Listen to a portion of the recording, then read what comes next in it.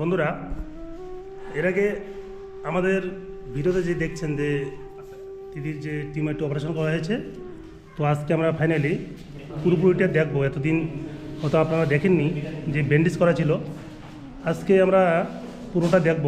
এটা দেখার জন্য সবাই আগ্রহী যে কীভাবে কতদূর টিউমারটি অপারেশন করা হলো।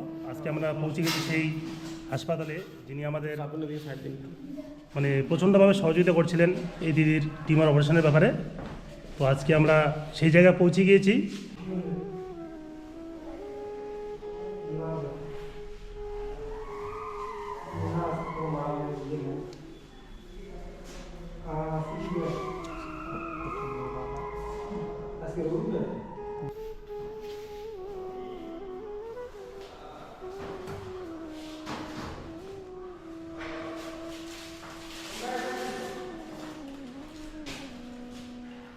চোখটা কি দেখলেন? চোখটা কি খুলবে? এই চোখটা? হ্যাঁ, বা চোখটা, ডান চোখটা। এটা তো ঠিকই আছে, এটা খুলবে না। এটা এখন খুলবে না? না না না, এর পরবর্তী কি চোখটা দিয়ে দেখতে পাবে? এটার সম্ভাবনা একটু কম আছে, দেখা যাক দেখি। এটার সম্ভাবনা কম আছে, মানে এখনো চোখটা মেলতে পারছে না? না ডাক্তারবাবু, এখন ড্রেসিং করার পর আপনার কি মনে হলো যে পুরোটাই কেটেছে? না হ্যাঁ পুরোটাই কাটা পড়েছে। মানে আমরা যেটা শুনেছিলাম আর কি, প্রথমে ডাক্তারবাবু বলেছিলেন কুচের মেডিকেলের যে শুধু কারেন্ট নিচ থেকে কেটে ফেলবে। তো আজকে তো আমরা এতদিন তো পুরোটা দেখিনি, আজকে পুরোটা দেখার পর মনে হচ্ছে যে খুব মানে একদম পুরোটাই কিচ্ছু নেই, একদম পুরোটাই কেটেই বাদ দেওয়া হয়েছে। ঠিক আছে, ওই যে বড় টিউমারটা ছিল সেটার একটু নেই, আর এখন ঘাটা একটুখানি কাঁচা আছে একটা সাইডে। ওটা কিছুদিন ড্রেসিং করতে করতে আস্তে আস্তে ঠিক হয়ে যাবে। মানে ড্রেসিংয়ের পরে ঠিক আছে না? আস্তে করে একটু সময় লাগবে, ঠিক হয়ে যাবে। যেহেতু অনেকটা বড় কাটা তো একটু সময় লাগবে, আস্তে আস্তে ঠিক হয়ে যাবে ওটা। যাই হোক, মানে খুবই ভালো লাগলো আজকে আপনি যে দায়িত্ব সহকারে ওনার ড্রেসিংটা করাচ্ছেন। মানে বন্ধুরা, আমরা এখন চলে আসলাম নিশিগঞ্জ হাসপাতালে। আমরা এখন আসি সুপারের ঘরে। উনি যে ভগবানতুল্য মানুষটি আমাদের এই কাজে প্রথম থেকেই সহযোগিতা করছেন, তিনি আমার সামনেই আছেন। মানে কি বলবো, এটা বলার ভাষা নেই। একজন হাসপাতালের সুপার এইভাবে যে একটা পেশেন্টের বাড়িতে গিয়ে নিজ দায়িত্ব সহকারে যেভাবে উনি প্রথম থেকে সহযোগিতা করলেন, আজকে ওনার জন্যই হয়তো আমরা এই দিদিকে সুস্থ পেয়েছি। তো যাই হোক, আর একটা কথা না বললেই নয়, মানে আমরা যে কাজে সফল হয়েছি তার পিছনে আরেকটি মানুষের অবদান আমরা কোনোদিনই ভুলতে পারবো না, যিনি গত এক বছর থেকে এই দিদিকে দেখে আসছেন, কিন্তু চেষ্টা করছিলেন যে কীভাবে এটা করতে পারি। তো উনি প্রথমেই ভিডিওটি করেন ওনার বাড়িতে গিয়ে। ওই ভিডিও দেখে আমিও মানে মনে মনে প্ল্যান করি যে এটাকে আমরা যেভাবে হোক মানে অপারেশন করার চেষ্টা করব। তো সেই দাদাটিকে আমরা আজকে মানে পেয়ে গেছি, তাকে একটু আমরা সামনে নিয়ে আসবো। দাদা একটু সামনে আসবেন। মানে ওনার যে খবরের চ্যানেল, ওনাকে তো আমরা সবসময় পাইনি, ব্যস্ত মানুষ। তো আজকে আমরা ওই দাদাটিকে ধরে নিয়ে আসছি। নমস্কার দাদা। নমস্কার। আজকে আপনি প্রথম মানে গত এক বছর থেকে দেখে আসছেন এই দিদির মানে টিউমারটি।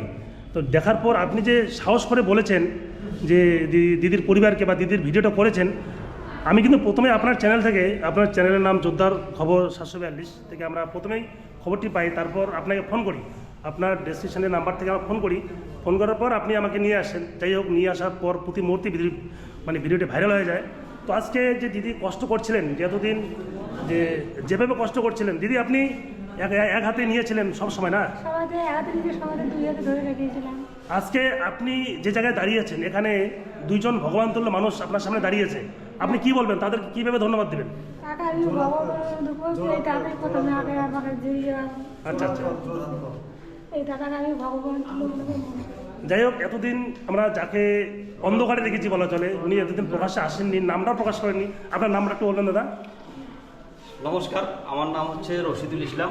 আচ্ছা, আমি গ্রামের খবরের কাজ বেশি করে থাকি। মানে গ্রামীণ সাংবাদিক আর কি, গ্রামের খবরটা বেশি তুলে ধরেন? গ্রামের খবরটাই বেশি তুলে ধরি। কারণটি হচ্ছে শহরের মধ্যে সাংবাদিকতা করার মতো অনেক রয়েছে, গ্রামে কম রয়েছে। তো গ্রামে কতগুলো খবর চাপা পড়ে যায়, ভিতরে রয়ে যায়, সেই খবরগুলো আমি তুলে ধরার চেষ্টা করি। আর বিশেষ করে আজকে যেখানে দাঁড়িয়ে রয়েছি নিশিগঞ্জ হসপিটালে, তো সেখানে আরেক মহান ব্যক্তি রয়েছেন, ডক্টর সুপার এখানে হসপিটালে, ডক্টর দেবাশী বিশ্বাস। আর ইনি হচ্ছেন সেই দিদি যার টিউমার আমি 1 বছর ধরে দেখি, সেই দিকেই আমি কিন্তু যাতায়াত করি বেশি।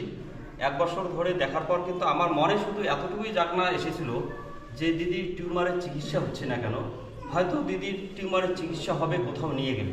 আমি কিন্তু বারংবার এই চিন্তাটা করেছি বা মন আমার ডাকছিল।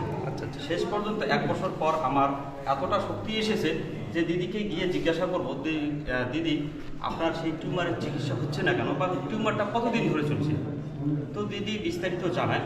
জানার পর আমি তখন কিন্তু ভাবলাম যে এটা ভিডিওর মাধ্যমে ছড়িয়ে দিলে হয়তো বিশ্ববাসী সবাই জানবে বা এটার একটা ব্যবস্থা হবে। তো সেই কথা অনুযায়ী বা মনের ডাক অনুযায়ী কিন্তু কাজটা করেছিলাম। শেষ পর্যন্ত যে এখন রয়েছেন হেল্প পিপল বাই সন্তোষ আট, তিনি কিন্তু একজন মহান ব্যক্তি। আমি আগে কয়েকবার এনার ভিডিও করেছিলাম। তো ইনি কিন্তু শেষ পর্যন্ত আমাকে ফোন করেন যে দাদা কোথায় এই ঘটনাটি হয়েছে, কোথায় কি বিস্তারিত জানার পর কিন্তু ওনাকে আমি নিয়ে আসি। যেহেতু তিনি হেল্পের কাজ করেন, তো ওনাকে নিয়ে আসি। নিয়ে আসার পর কিন্তু ওনার কাছ থেকে ভিডিও ভাইরাল হয়, যার জন্য কিন্তু ভিডিও ভাইরাল হওয়ার পরে ডক্টর বাবুদের কাছে এই জিনিসটা একটু সামনে আসে যে কীভাবে কী করা যাবে। আর স্বয়ং যিনি আমার পাশে রয়েছেন তিনি কিন্তু এই ব্যাপার নিয়ে একটু বেশি মাথা ঘামিয়েছেন। তিনি উপর লেভেলের সঙ্গে কথা বলেন, বা উপর লেভেল থেকেও হয়তো কোচবিহার হসপিটালের সার্জনরা রয়েছে তাদের সঙ্গে কথা বলেছেন। বলার পর সবার সহযোগিতায় কিন্তু আজকে এই দিদির যে টিউমার রয়েছে সেই টিউমার অপারেশন করতে সাকসেস হয় ডক্টররা। আমি শুনেছিলাম সেই সময় 20-22 জন ডক্টর ছিলেন, কিন্তু সঠিকটা হয়তো বড় ডাক্তার হয়তো 3-4 জন ছিলেন, 4 জন আমার জানা নেই। তো তারা সবাই মিলে সবার হাত রয়েছে এখানে, শুধু আমার একার না সন্তোষ কুমার রায়ের একার, সবার হাত রয়েছে। আর যারা ভিউয়ার্স রয়েছে তার চ্যানেল থেকে হেল্প পিপল বা সন্তোষ আট থেকে তাদেরকেও আমি ধন্যবাদ জানাবো। তারা দেখেছেন বলে, তারা শেয়ার করেছেন বলে আজকে আমরা এতদূরে পৌঁছতে পেরেছি। আমার যারা রয়েছেন জোরদার খবর 742 থেকে যারা সবসময় ফলো করেন তাদেরকেও ধন্যবাদ জানাবো।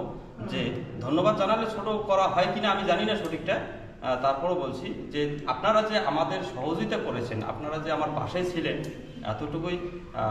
আপনারাও কিন্তু কম মহান না। আপনারা যদি না দেখতেন ভিডিওটি, কেউ যদি না দেখতো, তাহলে হয়তো দিদির কাজ সম্ভবত হতো না। তো আপনারাও কিন্তু সবাই মহান। আপনারা বিশেষ করে আমি এতটুকুই বলবো যে আপনাদের শুধু আশীর্বাদ চাই। আমরা আর কিছু চাই না, আপনাদের কাছে টাকা পয়সা কিছু চাই না। আপনারা শুধু আশীর্বাদ করবেন, সহযোগিতা করবেন, সাথে আমাদের থাকবেন, আমরা যাতে এরকম কাজ আরও পরবর্তীতে করতে পারি। আচ্ছা, আর একটা কথা, যারা গ্রামীণ খবরকে অবহেলা করে বড় বড় সাংবাদিকরা, আজকে সেই জায়গা থেকে আমরা এত বড় একটা কাজ করলাম, এটা কি বলবেন? এটা তো বলার কথা না, এটা কি বলবো আমি বুঝতে পারি না।